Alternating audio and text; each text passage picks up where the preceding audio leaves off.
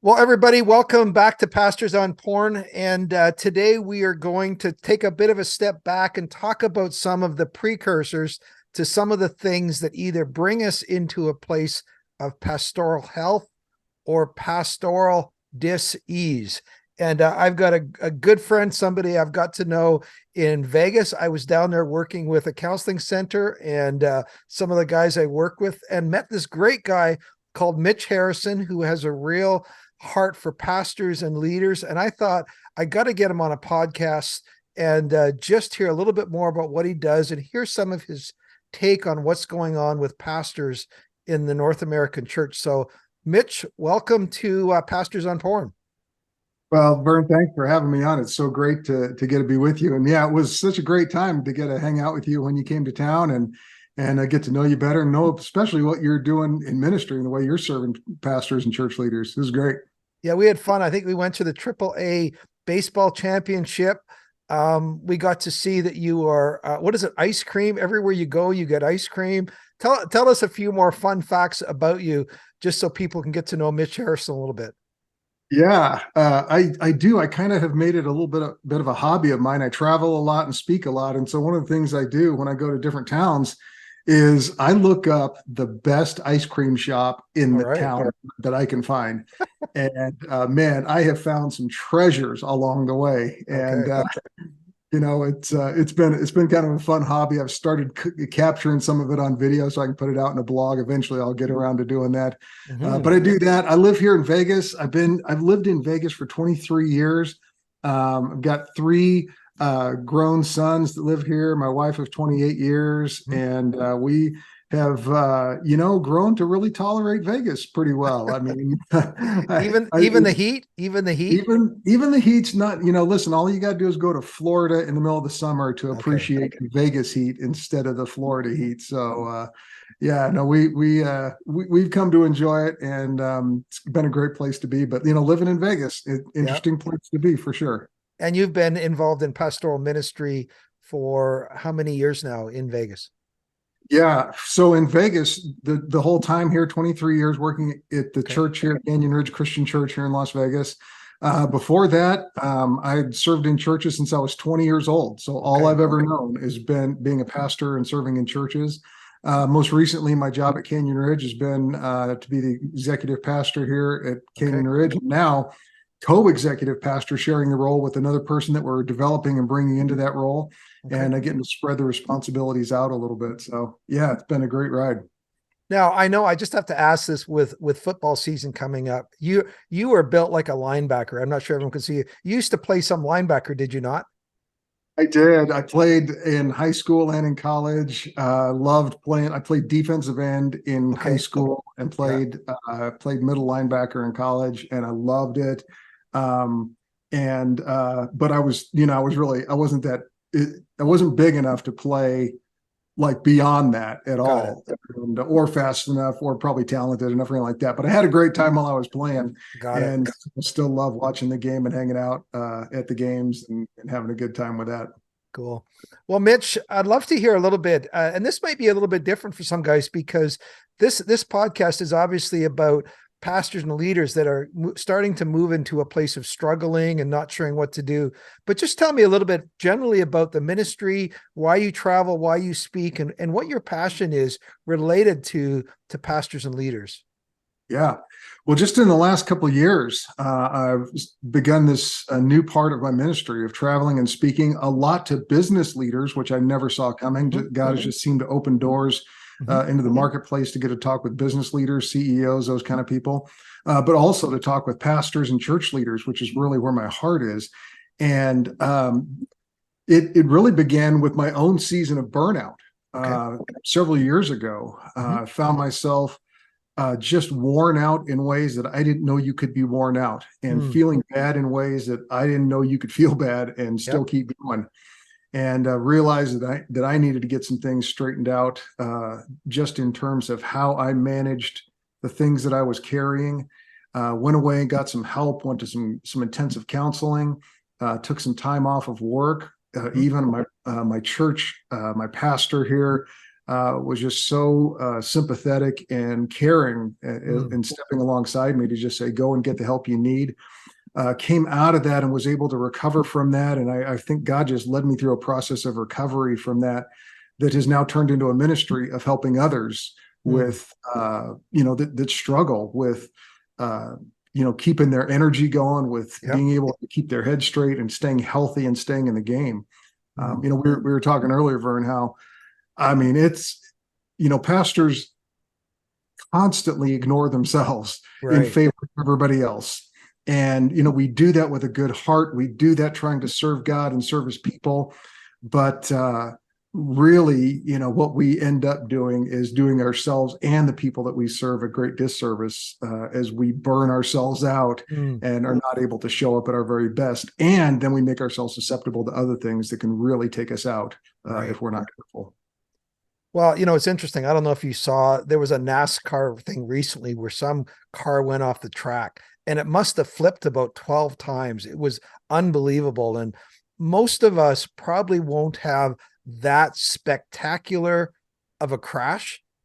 Most of us will probably just pull our car to the side and just go somewhere, like I'm convinced that the church and the kingdom has lost so many pastors for what is maybe preventable reasons. Just talk to me a little bit about where you see pastors getting, as you're talking to pastors and leaders, where you see them getting thin in their ministries. I've been through a significant burnout when I was 42, 43, 44, about a 3-year process. It sounds like you have as well. It's there or other reasons. Talk a little bit about where you see, the red light coming on that temperature meter on the car kind of thing. Yeah, sure. I think the way I've seen it happen, the way I saw it happen in myself, and what I hear from other leaders is that we just start carrying more and more responsibility. Farther we go in ministry, the more legitimate responsibility we pick up. And then in the process of doing that, we just keep picking up more and more responsibility and keep gathering it around ourselves. There are more and more demands that are made on us. We find ourselves getting more and more fatigued. And it begins this downward cycle of, I take on more, it wears me out a little more. I try to get the rest I need. I don't get all the rest that I need. I don't get all the things that I need to recover. I go back to work. There's more responsibility there, which tires me out even more. And eventually the days off don't catch me up enough. The vacations every once in a while don't catch me up enough. And then we start shirking on those things, thinking, well, I still have all these responsibilities. I'll skip the day off this week, or I'll skip the downtime, or I'll skip the vacation or the long weekend away, or anytime stepping away from duties. And eventually the load just gets so heavy that it just wears us out. And we find ourselves worn out, not just obviously physically, but we find ourselves worn out emotionally from carrying the emotional load of the things that happen to us as well. And it's in that sense that I see pastors oftentimes, really struggling. And I think it's because, most of the time the solution people tell us and we tell ourselves is, well, I should have a better quiet time. If I had a better quiet time, I would be fine. Or, if I had a closer walk with God, if I spent more time praying, that would take care of it. And certainly we ought to spend time talking to God. We ought to spend time praying. We ought to spend time, in quiet reflection, those kinds of things. But that's not all we need. And I think that's where I see a lot of pastors miss it. Like I missed it was when I saw my need building, I was just guessing at what I needed to fill that, as opposed to having an intentional plan together to be able to fix it. Well, let me ask you about that, because one of our mutual friends often talks about this book, The Thing Beneath the Thing, a book that Steve Carter wrote. And I'm just curious, now, do you think that, and maybe when you went to therapy or counseling or whatever that was, is there maybe either mistaken beliefs or things that we've not processed that we should have processed or now need to process, that we continually push ourselves past because of either it's wounds or mistaken beliefs or things that really need to be dealt with? I talk to pastors all the time, and to what degree of therapy or looking at your wounds or your childhood issues, and they rarely have even asked those questions until they've gone through a difficult time. Like, what part does that play? Because you can say, well, just stop doing those things, but what if I need to do those things Yeah. deep down? Yeah, I think you're absolutely right. I mean, we all have those things inside of us that are broken, just maybe even broken just a bit. Mm-hmm. Those ideas that we have that, this is the way that I prove my worth. This is Mm-hmm. the way that I find affirmation. This is the way that I please God. All of those Right. ideas that we get in our head about how we approach our work and those are the kinds of things that we have to go back and unravel. Mm-hmm. For me, it was what I now call toxic responsibility. This broken sense of responsibility that came from the idea that if I am not responsible enough, something catastrophic is going to happen, Mm. and it's going to be my fault. Wow. And nobody can carry the weight of that. God doesn't expect us to carry Right. the weight of that. He says, cast our cares on him. But I carried all those things like they were my own to carry, and that it was going to be my fault if something went wrong. And that's just broken. And that leads to this toxic sense of responsibility. It can lead to toxic versions of all kinds of things Right. that are probably good. I mean, nobody would ever tell their kids, go be less responsible, Yep. Sure. but if you can't figure out the right version of that, it becomes this ever tightening knot around you, and it again ultimately it just heads in places that aren't good and are not recoverable from if you keep going down that road eventually. Right. And that's where I see the reality of those unmet things. Now, to be honest, a crisis can cause you to look at those for the first time. I mean, I cried more in 3 years than I did in my whole life before when I went through a midlife crisis. But you know what? I really wasn't ready to look at some of those things. And I don't know, for whatever reason, I needed to experience that pain of things not working. Because as long as they were working, Mitch, I could keep playing the game. Yeah. I'm a hard worker. I grew up on a farm. I could be bivocational. I could teach high school. I could be writing a sermon while I'm teaching high school. I could be doing all these things. I could do a lot of it. I did it for many years until things started to go redline. Then I'm going, whoa, what is driving me in this thing? As part of that. And I think the problem is there's a lot of affirmation in that. Oh yeah. People affirm us for that. They Mhm. value us. They pat us on the back and tell us what a great job we're doing. They tell us how much they admire, how much we can get done, and how much we can keep going. And man, that just exacerbates the problem. That just Absolutely. continues the problem. What do you see going on, with the level of connection between pastors and, that word accountability is so overused, but just, I like the word connection better. Where do you see that playing out? Do you see a lot of lonely pastors or people that are doing this thing on their own? Even, I know you're in a bigger church with a bigger staff, but I'm wondering if that can still take place in bigger churches and smaller. Like, what do you see going on connection wise in the church?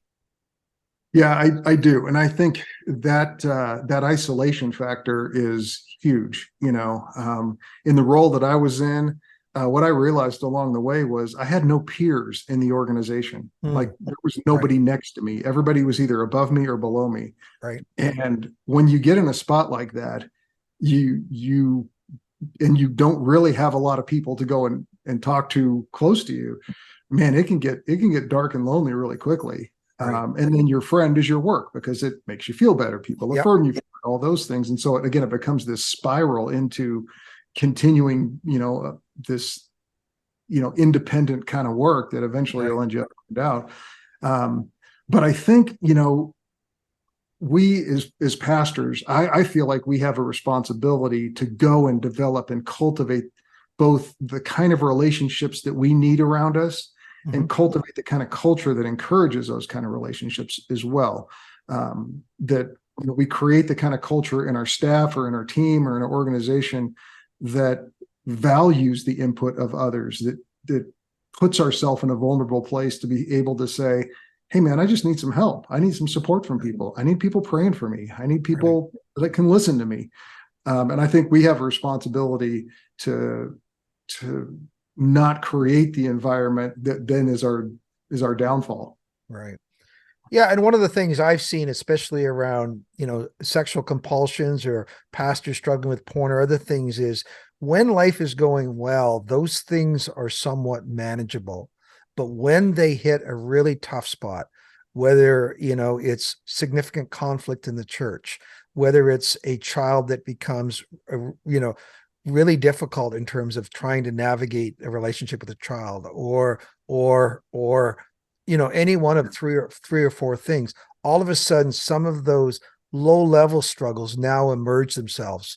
It's almost like, they come out of remission and they reassert, themselves, but it's all just an indication that we're not doing well.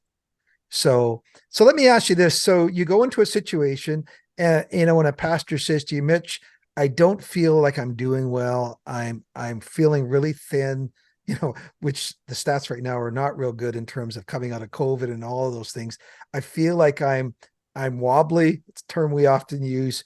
What would you, and how would you begin to work with pastors to begin to regain some of their equilibrium and I guess steady the ship of their soul, so to speak? Where would you start and how would you work with them? Yeah, sure. The first thing that I do when I work with any leader is have them identify and establish a new true north. And it's in them.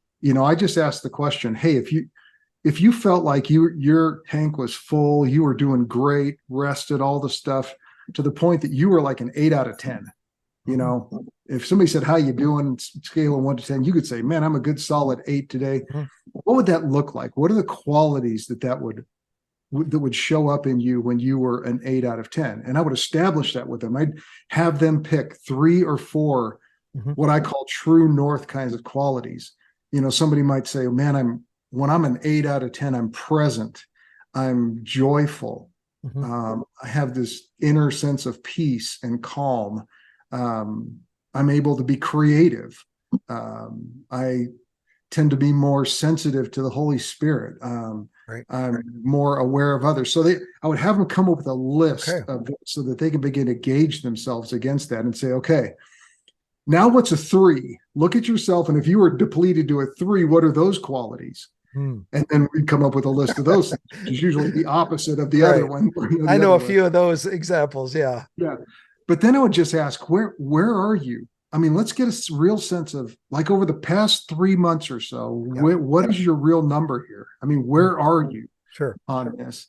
And then begin to ask, okay, how do you begin to put some basic things in place to begin moving you in the direction of the 8? Yep. And what do those things need to be? And this is where I believe there are 5 things that all of us need. In one way or another. And I think it's unique to each person. I don't think it's the same for anybody. We all need, and our circumstances are different, but there's 5 things that we all need. One of them obviously is rest. I was going to stop you for a second. I was going to say, and to hear those 5, you need to come on our Patreon site. And no, we won't do that. Okay, go ahead, Mitch. We'll throw them out. There's plenty to dive deep into once you get into this here. There you go. What is the rest that you need? And when I ask people, what is it that helps you to feel rested? Man, that's where I get the blank stares, because we haven't thought about that really along the way. To think back and just think, what actually helps my soul to feel at rest? Jesus said, come to me, all you who are weary and heavy laden, I will give you rest. And, to be clear about what is it that actually helps us to rest, to know what it is to rest in Jesus, to come to him, to learn his ways, to let him teach us, to take his yoke upon us so that he can give us rest for our souls. We got to dive into that and identify the key things that each one of us needs for rest. The second thing is we need some emotional release. And these are all going to start with the letter R. So Spirit, right? I mean, the Spirit was guiding them. Yes. Yeah. I'm Baptist from Yeah, one or the yeah. other. That's right. But you got to have some rest, but also some emotional release. In other words, things weigh on us emotionally. Mhm. In one of the most difficult seasons of leadership, my wife came down with breast cancer. Mm. I mean, the emotional weight of those kind of things is what you were talking about earlier. Yeah. We get Yeah. worn down and worn down and worn down, and then we just tip over the edge when something really difficult happens. And we've got to find a place to process our emotions on a regular basis, Mm. not just when the crisis hits, not just when we start to melt down, but long before we ever melt down. That little criticism that comes after this weekend sermon, Yep. or that person that walks in our office and drops something on our desk and goes, well, you got to deal with this now. And we feel ourselves going, oh, I don't want to deal with that. Those moments are the times that we need to go find someone to talk to sit with and let them help us unpack our emotional bags. So we got to release. The third thing is we have to stay clearly in touch with our calling. I call it receive. We need to receive our calling from God all over again, to constantly be drinking from the well of God pouring himself into us, to find those places where we are constantly receiving from God. And specifically, I think it's around our sense of personal mission and calling and purpose, our unique contribution. Right. When we lose sight of our purpose, we lose the source of our energy. It's our calling that keeps us going. I mean, we all know that there are days that we go, I'd quit, except God has called me to this. And I know what I'm about. I know how I'm gifted. I know how God has wired me for this. And I'm going to stick it in here because God has given me something to do. We got to stay in touch with that and keep that flame burning white hot. When we lose sight of our calling, man, our energy goes with it. Yep. And so we got to constantly receive from God. So rest and release and receive, and then recreation. Vern, we got to have some fun. Mm-hmm. We were made to have fun. I had a guy tell me this. He said, fun drags you into the present. Like if you want to live more present, more in the moment, you want to have more joy, find things that are enjoyable. Find the things that God has given us that are just naturally fun for us to do. Where do I go to laugh out loud and enjoy stuff? My wife kids me, but one of the darkest times of my burnout as I was starting to come out of it and recover from it, I said, man, I need some joy. And my wife says, what do you want to do? I said, I want to go to Disneyland. She's like, are you kidding me? Really? So couldn't we find someplace more spiritual than that? I'm like, No. I just need to go have some fun. And we did. We took 2 days, and I'm going to tell you, God met me there in a moment that was just amazing and instrumental. So we got to have some recreation, and then we got to have some relationships. Some deep relationship with people around us, people that just fill our soul. Those people that they never judge us. They always are for us. They pour into us in ways that we walk away from just lighter, brighter as we walk away from those people. It was a little bit like that night that we spent getting each other and with those friends that we had around that group, those people, they're just life-giving people.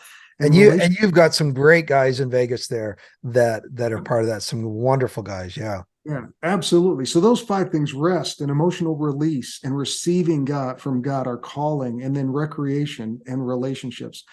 Building those things into regular habits and rhythms, not once in a while, but all the time, daily, weekly, monthly, periodic, annually, having regular habits and rhythms that continue to fill us. I say it like this: if you had a bucket that had a hole in the bottom of it, that had a built-in drain in the bottom of it, what would you have to do to keep that bucket full all the time? You'd have to constantly have stuff going in the top of the bucket. Yeah. You couldn't ignore it for very long and the bucket would just be gone. Well, we have things that drain us, our calling, our mission, our work. It's hard work that we do as ministers.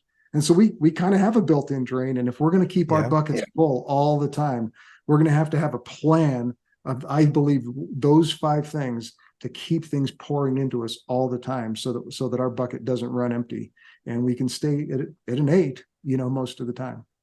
Mitch, that, just going through those 5 areas: rest, release, receiving our calling, recreation, relationship. What I love about those is those are so individual for different people. Everyone's got a different area for that. And as I'm going through that, there's one that I think is probably the most underdeveloped. I would probably put it the second one, the idea of releasing, the idea of releasing emotional hurts, the idea of releasing childhood wounds, the idea of releasing that whole aspect. That in maybe in competition with the lack of real good relationships as part of that. But and part of my shtick, I'm a firm believer. I did a podcast on the 4 weeks off in a row. Um, every summer, I got that from being a teacher. So I'm always bugging the pastors I work with. But that is so helpful. And hey, Mitch, just tell us a little bit. As pastors listen to this, tell a little bit of how they can connect with you, how they can hear a little bit more of where you're speaking and the materials you have, because I would love, guys, that, because I know for each one of these, you've got ways to really unpackage each one and give people steps to really build these into their lives. So just give us a bit of paint by numbers on how to connect with you in that way.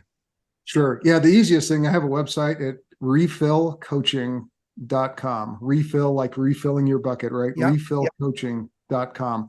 And you can connect with me there. It talks a little bit more about what I do and how I'm serving pastors and leaders these days. Really, there's a couple of ways that this shows up for pastors and church leaders. One is through a workshop that I do. It's a 3-hour workshop I do for church staffs, church leaders, where we gather and walk through that plan that I just talked about. So each person walks away with the beginnings of an individualized plan, but the awareness of how to use this tool all the time. That's what they would walk away from there. Right. Okay. Also, if there's pastors that are just uniquely struggling and say, man, I just need some personalized attention, someone to come alongside me and help me to build a plan and help me to kind of make a plan to make my way back to some health and then on to sustainable health. I work with individual pastors as well. Right. And to just sit down, walk through what we just talked about and build that into a sustainable plan, and then walk alongside them for long enough that they could feel like they begin to really get some anchors, rooted so that they can keep going and maintain this plan on their own, and to find those people around them, they're going to help them do that. Absolutely. But they can contact me there through the website and just set up a phone call with me. I'd love to just have a conversation with church leaders and talk a little bit about, hey, where are you, how you doing? Right. And what are maybe some simple things you can do to start moving in a better, healthier direction. I just know, on the whole, a lot of times when, of course, and this well, the bad decisions that pastors make a lot of times don't come because they're bad people. They come because they're tired people. Yeah. Because the defenses are down, because we have worn ourselves out. Our judgment gets warped and skewed when we're tired and fatigued, and we're just looking for something to feel better. And those are the kinds of times when we step into really bad places.